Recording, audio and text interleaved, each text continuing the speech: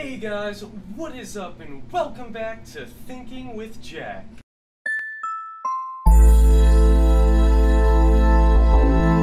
Okay, so today what we're going to be talking about is water. So what exactly is it about water? Well, the thing about water that most people don't know is that we actually use a lot of it, like a lot more than we just drink and use to wash our hands and go to the bathroom. In fact, the amount of water that we physically see that we use only makes up about 5% of the total water footprint that we make each and every day.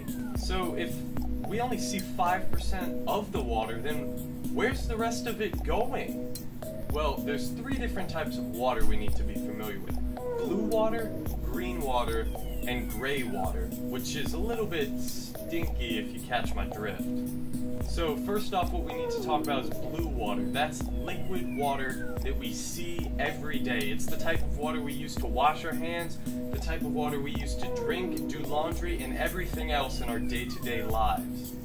Green water is water that's stored in the soil. It's also found in the atmosphere, animals, and plants. It's water that we use a lot for growing crops, but water that we can't actually obtain and store in any localized area. Then we have gray water, which is water that is dirty. It's generally coming from sewage, and we would not want to drink this water.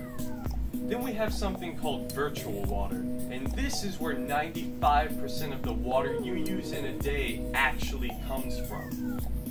Virtual water is the water it takes to make our food, the water it takes to make these clothes, and to make electricity. It's the water you're using right now to watch this video. And the amount of water that it takes to grow different foods varies vastly. For 1 kilogram of vegetables, it can take 300 liters of water, but for something like beef, it's over 5,000.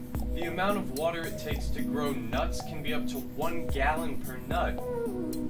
Like this almond, which is sad because I really like almonds. That's 1 gallon. I just ate a gallon. So it's freaking crazy how much water goes into things that we didn't know. Like, most people don't even think about that. They think the water that they see every day is the majority of water that they use, but in actuality, that's only 5% of the water that we use in a day. That's so little water that we think of that we're actually using. So cutting down on the time you take when you take a shower is a good way to cut down on water, but really, the amount of water we use in a day is mainly in the foods that we eat and the clothes that we wear. So if we want to cut down on our water usage, the best thing to do is to cut down on the meat that we eat and the cheese that we eat, because these foods are very high in their water footprint.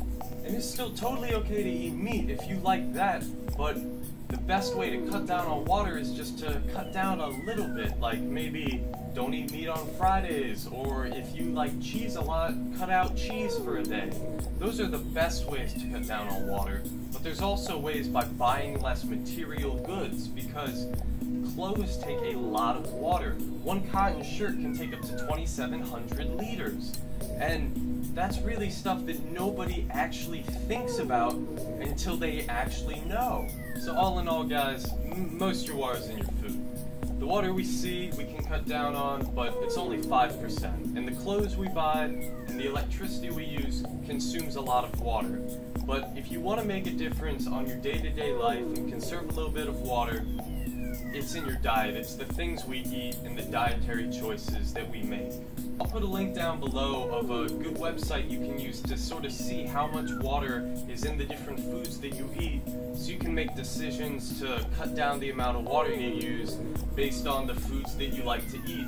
And in the end, guys, it's all up to you, but you can really make a difference in the world just by what you do on a day-to-day basis. And it really is sometimes as easy as the choices you make when you go out to eat. Anyways, guys, have a great weekend, and don't forget to like, comment, and subscribe. Let me know what you think. And I'll catch you guys next time.